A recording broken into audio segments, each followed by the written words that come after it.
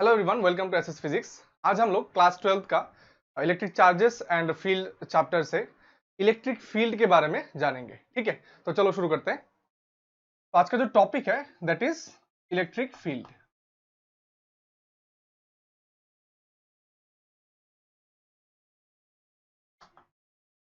Okay, अभी हम लोग को समझना पड़ेगा कि ये इलेक्ट्रिक फील्ड है क्या। जैसे कि हम लोगों ने कूलम्ब्स लॉ में देखा था कि एक सिस्टम में अगर दो चार्ज है, यहाँ पर एक और यहाँ पर एक, क्या करता है, ये दो चार्ज एक दूसरे को अट्रैक्ट या रिपल्स करता है डिपेंडिंग ऑन द कैरेक्टरिस्टिक्स। अगर सिमिलर चार्जेस है रिपल्स करेगा, ठीक है, और अगर ऑपोजिट चार्जेस है तो अट्रैक्ट करेगा। ठीक है, अभी देखो यहाँ पर मैंने एक चार्ज लिया। सपोज यहाँ पर मेरा एक चार्ज है, वो है क्यू। एक चार्ज है मेरा क्यू। अभी इस चार्ज के पास कोई भी दूसरा एक चार्ज अगर हम लोग लाएंगे, अगर ये सिमिलर चार्ज है, अगर ये सिमिलर चार्ज है तो क्या होगा, इसमें अट्रैक्शन होगा, राइट। और अगर यहां पर फिर से और एक चार्ज लाया मैं, और ये क्या है, एक ऑपोजिट चार्ज है, तो क्या होगा, सॉरी, अगर सिमिलर चार्ज है तो क्या होगा, वहां पर रिपल्स होगा, मतलब रिपल्सिव फोर्स लगेगा। और अगर ऑपोजिट चार्ज है तो अट्रैक्शन होगा, राइट। अभी मैं इसको नाम दे देता हूं, सपोज क्यू नॉट, और इसको नाम दे देता हूं क्यू वन। अभी ये जो फिनोमेना हो रहा है, ये जो अट्रैक्शन या रिपल्शन का फिनोमेना हो रहा है, ये एक पर्टिकुलर एरिया पे हो रहा है, एक पर्टिकुलर एरिया पे, एनवायरनमेंट पे हो रहा है। जैसे कि मैं अभी एक ही चार्ज को लेता हूं, यहां पर मेरा एक चार्ज है और इसको ये क्या कर रहा है, रिपल्स कर रहा है। दैट मीन्स इस चार्ज का जो एरिया है, मतलब ये इस एरिया का दादा है, राइट। अभी अगर तुम इसके एरिया पे जा रहे हो, ओके, इसके एरिया पे घुस रहे हो, तो वो क्या करेगा, अगर तुम्हारे साथ उसका बन गया तो रख देगा अपने एरिया पे, पास रख देगा। और अगर नहीं बना तो क्या करेगा, वो अपने एरिया से निकालने का कोशिश करेगा। तो that means this charge Q has an area like this. हम लोग बोल सकते हैं उसका एक ऐसे एक एनवायरनमेंट है। इस एनवायरनमेंट के अंदर कोई भी चार्ज को अगर हम लोग लाएंगे, अगर वो पॉजिटिव चार्ज, मतलब सॉरी द सिमिलर चार्ज है, तो क्या करेगा, वो रिपल्स कर देगा, ओके। और अगर ऑपोजिट चार्जेस है तो क्या करेगा, उसको पास रख देगा या फिर अट्रैक्ट करेगा। तो ये जो एनवायरनमेंट बनता है इस एक पर्टिकुलर चार्ज का, ये जो एक एनवायरनमेंट और एरिया एक बनता है, इसको हम लोग कहते हैं electric field of this particular charge. Electric field of this particular charge. इस फील्ड के बाहर, इस फील्ड के बाहर अगर हम लोग चार्ज को रखेंगे, then this charge will not have any attraction और repulsion force due to this the charge here. ठीक है, तो अभी इलेक्ट्रिक फील्ड क्या है, मतलब एक चार्ज का एक एरिया है, एक पर्टिकुलर एरिया है जिसके अंदर दूसरा चार्ज आने से उसको क्या कर सकता है, एक फोर्स डाल सकता है। तो कैपेबिलिटी रहता है उसके ऊपर फोर्स डालने का। तो that is what electric field is. Okay, अभी देखो, अब इलेक्ट्रिक फील्ड को हम लोग डिफाइन कैसे करेंगे। इलेक्ट्रिक फील्ड को हम लोग कैसे डिफाइन करेंगे, सपोज यहां पर एक चार्ज है मेरा, कोई भी चार्ज है मेरा, और इसका इसके एक एनवायरनमेंट है, राइट। और इस फील्ड के अंदर मैंने क्या किया, दूसरा एक चार्ज रखा। मैं इसको थोड़ा इरेज कर देता हूं, अच्छे से ड्रॉ करता हूं यहां पर सब। तो ये मेरा क्या है, क्यू चार्ज है, ओके। और सपोज ये इसका इलेक्ट्रिक फील्ड है, मतलब उसका एरिया है, ओके फाइन। तो अब इस एरिया के अंदर मैं क्या करता हूं, अगर मैं एक पॉजिटिव चार्ज लाता हूं, सपोज ये भी पॉजिटिव है, ओके, ये भी एक पॉजिटिव चार्ज है, और इसका अंदर मैं एक दूसरा पॉजिटिव चार्ज लेके आया, इसको हम लोग बोल सकते हैं this is a test charge. This charge is a test charge. अगर दोनों पॉजिटिव है तो क्या होगा, रिपल्सिव फोर्स लगेगा, राइट। तो ये रिपल्स होगा ऐसे, सॉरी, रिपल्स होगा ऐसे बाहर की तरफ।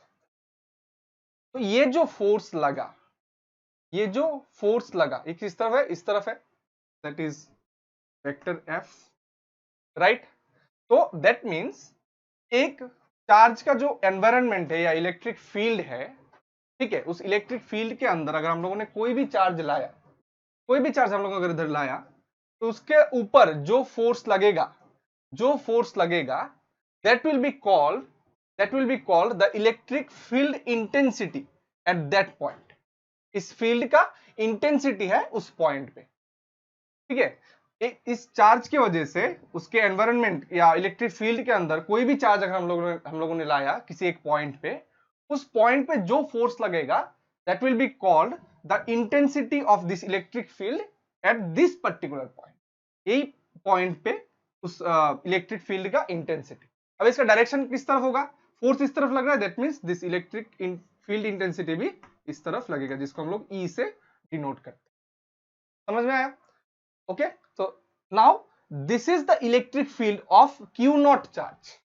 अब ये जो E है यहां पर, this E is the electric field of this Q naught charge, ठीक है। और दूसरे तरीके से हम लोग बोल सकते हैं कि इस Q चार्ज की वजह से जो इलेक्ट्रिक फील्ड रेडी हुआ, उसके लिए Q नॉट जो चार्ज है उस पॉइंट पे फील्ड इंटेंसिटी है E वेक्टर। समझ में आया? सो that is this is electric field,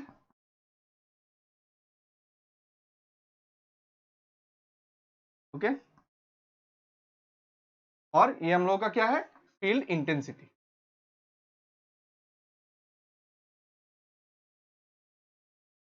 okay, intensity किसके लिए है, इस चार्ज के लिए, इस फील्ड के लिए, मतलब इस फील्ड के अंदर इस चार्ज के लिए फील्ड इंटेंसिटी ये है, इलेक्ट्रिक फील्ड इंटेंसिटी। और इसको हम लोग इस पॉइंट का इलेक्ट्रिक फील्ड भी कह सकते हैं। अभी देखो, अगर ये charge, this particular test charge, मैं हम लोग लिख देता हूं Q naught is a test charge. सिर्फ हम लोगों ने उस पॉइंट पे क्या इंटेंसिटी आता है उसको देखने के लिए हम लोग इसको यहां पर लाया था, राइट। अभी हम लोगों को देखना है कि ये जो चार्ज है Q नॉट, अगर इसका मैग्नीट्यूड बहुत ज्यादा है तो क्या होगा। Now if the magnitude of this Q naught charge is higher, तो क्या होगा, ये चार्ज कैपेबल होगा इसको रिपल्स करने के लिए, इसको यहां से हटाने के लिए। ओके, तो इन दैट केस हम लोग इस पॉइंट पे इलेक्ट्रिक फील्ड या इलेक्ट्रिक फील्ड इंटेंसिटी नहीं निकाल सकते। तो ये जो चार्ज है, ये चार्ज बहुत ही छोटा होना है।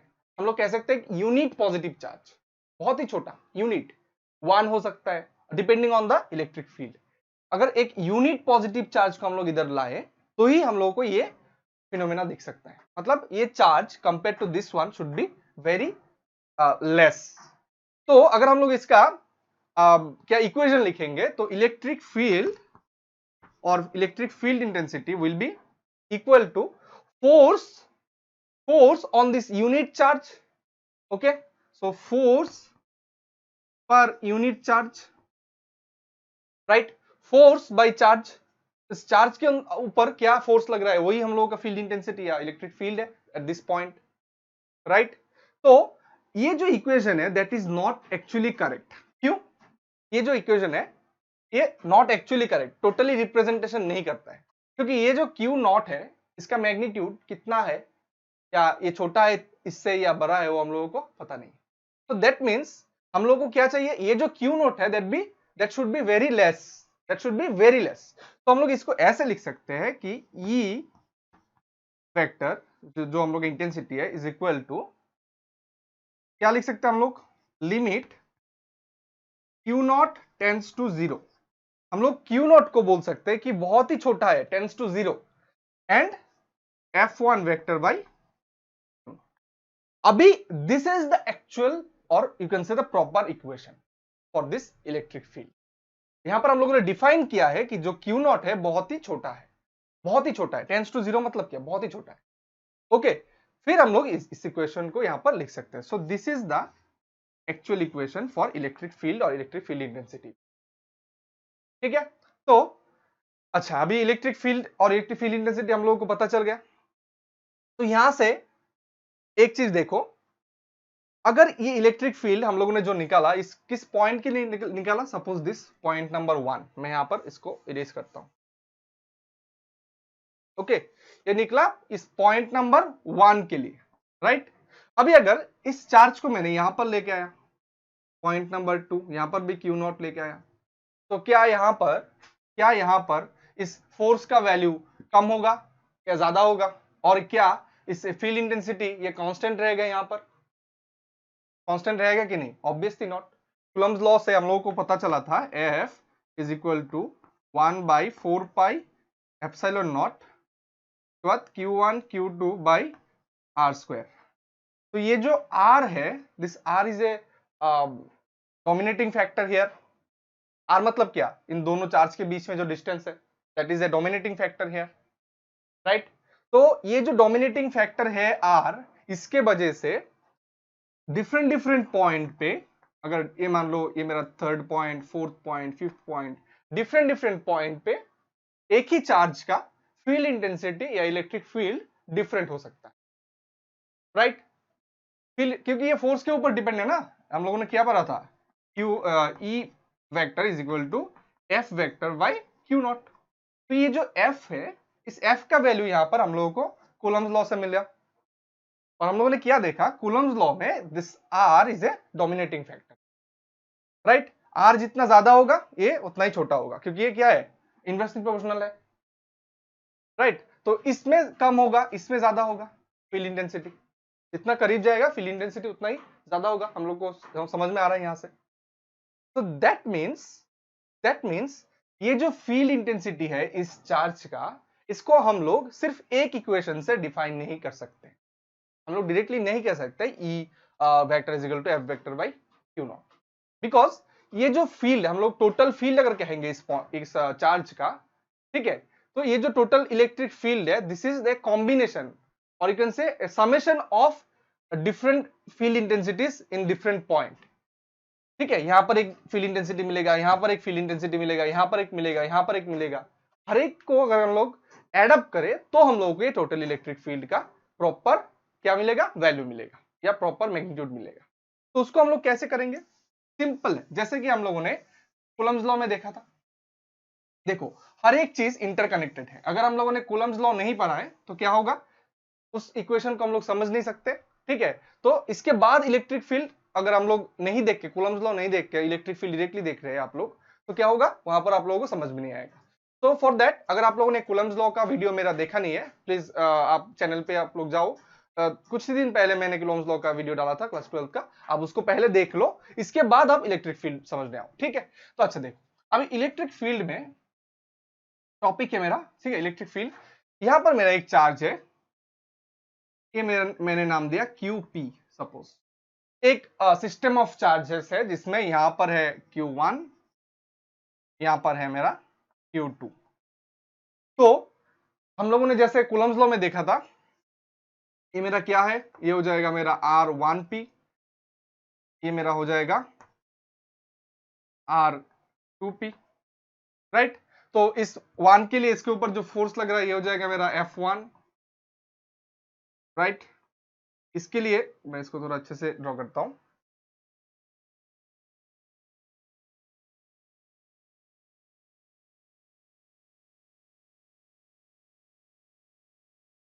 इसके लिए यहां पर जो फोर्स लगेगा ये हो जाएगा मेरा F2, राइट, ओके। तो अकॉर्डिंग टू कूलम्स लॉ हम लोग क्या पता है, F1 यहां पर क्या होगा, F1 क्या होगा, यहां पर मैं थोड़ा नीचे लिखता हूं तो स्पेस मिलेगा, चल लिखता हूं, F1 विल बी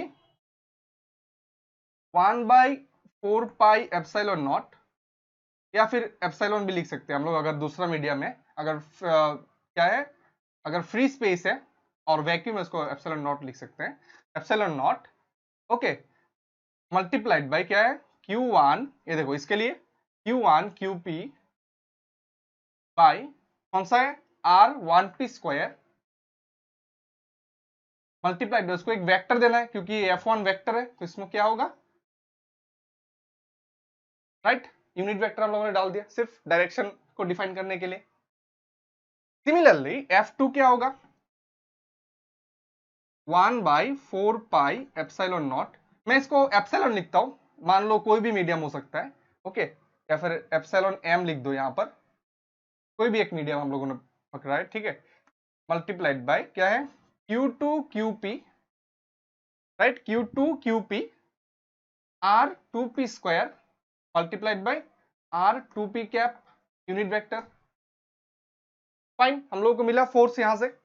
अभी देखो हम लोगों ने फील्ड इंटेंसिटी का या इलेक्ट्रिक फील्ड का क्या फॉर्मूला निकाला था, क्या इक्वेशन निकाला था, E मतलब electric field equal to force by charge, force by charge, यहाँ पर चार्ज कौन सा है मेरा, QP है, इसके ऊपर हम लोग इलेक्ट्रिक फील्ड निकल रहे हैं हम लोग। तो इस F1 फोर्स के लिए या फिर Q1 चार्ज के लिए इस QP में जो फील्ड इंटेंसिटी मिलेगा हम लोग क्या मिलेगा, E1 इक्वल टू क्या मिलेगा यहाँ पर, देखो ये टोटली जो F1 है divided by QP, F1 divided by QP हम लोगों को मिलेगा F1 divided by QP, right. और यहां पर E2 में क्या मिलेगा, E2 में हम लोगों को मिलेगा F2 divided by QP again, F2 divided by QP again, right. तो एक चीज यहां पर देखो, कुछ चेंजेस नहीं आएगा, क्या होगा यहां पर जो QP है, देखो ये डिनोमिनेटर में QP है, दैट मींस ये QP यहां से चला जाएगा, राइट, ये QP यहां से चला जाएगा, ठीक है, क्योंकि ये नीचे है तो क्या हो जाएगा, कैंसिल हो जाएगा। तो मैं इसको अगर E1 लिखता हूं और इसको अगर E2 लिखता हूं मैं, तो क्या होगा, E1 का वैल्यू ये हो जाएगा, क्योंकि डिवाइडेड बाय QP है, QP कैंसिल हो गया यहाँ पर, और इसका भी ये QP चला जाएगा यहां से। तो यहां से हम लोगों को क्या मिला, E1 E2 का वैल्यू मिला। तो एक्चुअली यहां पर देखो ये E1 किस तरफ लग रहा है, इस तरफ मेरा लग रहा है E1 और इस तरफ मेरा लग रहा है E2, ठीक है। तो इस पॉइंट के ऊपर जो एक्चुअल फील्ड इंटेंसिटी है, ठीक है, जो एक्चुअल फील्ड इंटेंसिटी है वो किस तरफ से लगेगा, इसका vector summation E1 plus E2 हो जाएगा, राइट, E1 प्लस E2 हो जाएगा ये। तो फिर हम लोग क्या कह सकते हैं कि अगर ये पॉइंट, अगर एक पॉइंट है, एक क्या बोले, एक सिस्टम ऑफ चार्जेस है और इसमें कोई एक चार्ज का फील्ड इंटेंसिटी निकालना है या फील्ड निकालना है, दैट विल बी EP, मैं लिख रहा हूं यहां पर E, जो इसका टोटल फील्ड इंटेंसिटी है, it will be E1 vector plus E2 vector. और अगर अभी यहां पर n नंबर ऑफ चार्जेस है, Q1 Q2 Q3 Q4 like that, n number of charges है, तो ये हो जाएगा so on plus En, right, plus En। तो यहां से हम लोगों को क्या मिला इक्वेशन, देखो E का इक्वेशन क्या मिला था हम लोगों को, E1 का मिला था हम लोगों को 1/4 pi epsilon m, okay, Q1 R1p square by R1p cap, ये हम लोग को मिला था। सिमिलरली E2 का भी है, तो इसको अगर हम लोग समेशन करेंगे हम लोग क्या मिलेगा, n नंबर तक अगर समेशन करेंगे हम लोगों को मिलेगा E1 या फिर E equal to summation of, देखो यहाँ पर 1/4 पाई एप्सिलॉन जो है, 1/4 pi epsilon that is common for all the cases U1 U2 UN तक और En तक, तो क्या होगा यहाँ पर 1/4 पाई एप्सिलॉन m, वो कॉमन आ जाएगा, बाहर आ जाएगा, इसको वो क्या होगा, मल्टीप्लाई होगा सबके साथ, यहां पर हो जाएगा मेरा समेशन, मैं सब ऐड कर रहा हूं, वेक्टर समेशन, याद रखना ये सारा वेक्टर्स है, right, these are the vectors, तो इनका क्या हो जाएगा, वेक्टर समेशन होगा। तो vector summation I equal to 1 to n, अभी I हम लोग किसको पकड़े, अभी देखोगे, देखो क्या था हम लोगों का, Q1 बाई R1p स्क्वायर, तो हम लोग लिख सकते हैं QI by divided by RIP square multiplied by RIP cap, ये हो जाएगा मेरा क्या, एक सिस्टम ऑफ चार्जेस में, एक सिस्टम ऑफ चार्ज है, उसमें जितना भी चार्ज हो, अगर कोई एक पॉइंट पे कोई एक चार्ज का हम लोगों को क्या निकालना है, इलेक्ट्रिक फील्ड निकालना है, तो हम लोग इसको वेक्टर समेशन करके इसका इलेक्ट्रिक फील्ड निकाल सकते हैं, टोटल इलेक्ट्रिक फील्ड हम लोग इसका निकाल सकते हैं। तो इससे हम लोगों को क्या मिला, इससे हम लोगों को क्या कंक्लूजन मिला, क्या कंक्लूजन मिला कि ये जो इलेक्ट्रिक फील्ड है, that electric field should not be represent as only a E vector but in terms of also R, ठीक है, ये E जो होगा फील्ड इंटेंसिटी होगा, ये एक फंक्शन होगा किसका, R का। भाई R क्या है, R is nothing but the distance between the charges, या फिर इसको आप लोग कह सकते हैं, ये अगर R वेक्टर, यहां पर R कैसे लाए हम लोग, R vector that means the position vector for all the points, all the charges present in this system. ठीक है, तो उस पोजीशन के लिए इलेक्ट्रिक फील्ड डिफरेंट होगा, उस पोजीशन के ऊपर डिपेंड करेगा। जैसे आप लोग देख रहे हो यहाँ पर ये आर बहुत ही इंपॉर्टेंट फैक्टर है यहाँ पर। तो ये जो फील्ड है, this field should be represent as a function of this R, that means the position of the vectors, sorry, the position of the electric charges present in this electric field या फिर system, right? So that is what electric field is। बहुत ही simple, electric field कुछ नहीं है। आप मान लो यहां पर जग्गू दादा है और उसका एक एरिया है, तो ये जो एरिया है दैट इज इलेक्ट्रिक फील्ड, ये है मेरा चार्ज। उसके अंदर किसी को भी लाओगे तो इसको परमिशन लेना पड़ेगा, ये चाहेगा तो पास लाएगा, ये चाहेगा तो रिपल्स कर देगा, बाहर निकाल देगा, right? So that is my test charge. और जिस कैपेबिलिटी के लिए ये पॉइंट, ये चार्ज इसको बाहर निकल पा रहा है, that is the field intensity on this point. Okay, that is the field intensity on this point. ठीक है, तो आप प्रैक्टिकल एग्जांपल्स लेके समझने का कोशिश करो कि ये electric field is not a tough thing. देखो कुलम्स लॉ से ही सब कुछ आया है, अगर आप कुलम्स लॉ पढ़ ले तो एक बार, वहां से ही हम लोगों ने इलेक्ट्रिक फील्ड निकाला, because this electric field is depending on this forces. तो फोर्स हम लोगों को क्या मिले, कहां से मिलेगा? कुलम्स लॉ से मिला हम लोगों को electric charges and field chapter में। ठीक है, तो सारा चीज इंटरकनेक्टेड है। अगर आप लोगों को कोई भी बीच में से अगर आप शुरू कर रहे हो तो आपको समझ में नहीं आएगा, आपको लगेगा बाप रे बहुत ही टफ चीज है, but no, this things are not tough. पहले हम लोगों को जो आगे का कॉन्सेप्ट है उसको पहले समझना पड़ेगा। ओके, तो आप लोगों को अगर इलेक्ट्रिक फील्ड कुलम्स लॉ या इलेक्ट्रिक चार्जेस के बारे में जानना है तो पहले मेरा जो पहले का वीडियोस है आप पहले देख लो, इसके बाद आप इलेक्ट्रिक फील्ड को स्टडी करने आओ। अभी आप बुक में पढ़ोगे तो आपको इजीली ये सब क्या हो जाएगा, समझ में आ जाएगा या फिर याद कर पाओगे आप। ठीक है, so this is it for today. In our next lesson हम लोग इलेक्ट्रिक चार्जेस और फील्ड चैप्टर का और भी टॉपिक्स देखेंगे, और पैरेलली हम लोग ट्राई करेंगे दूसरा एक चैप्टर भी शुरू करने की। तो आप लोग इसको स्टडी करो, पैरेलली हम लोग क्या करेंगे, और एक चैप्टर भी शुरू करने के लिए कोशिश करेंगे। 11th का भी क्लास शुरू हो गया है, 11th का भी मैंने यूनिट एंड मेजरमेंट्स के ऊपर वीडियोस डाल दिया है। ठीक है, आप लोग देखो उसको, और भी वीडियोस हम लोग आगे के दिन में अपलोड करते रहेंगे। Thank you. और अगर आप लोगों को ये वीडियो अच्छा लगा हो, please give a thumbs up, और आप लोगों के फ्रेंड्स या कोलीग्स के साथ आप शेयर करो, ठीक है, ताकि हम लोग का जो कम्युनिटी है वो हम लोग इंक्रीज कर पाए। Thank you and bye bye.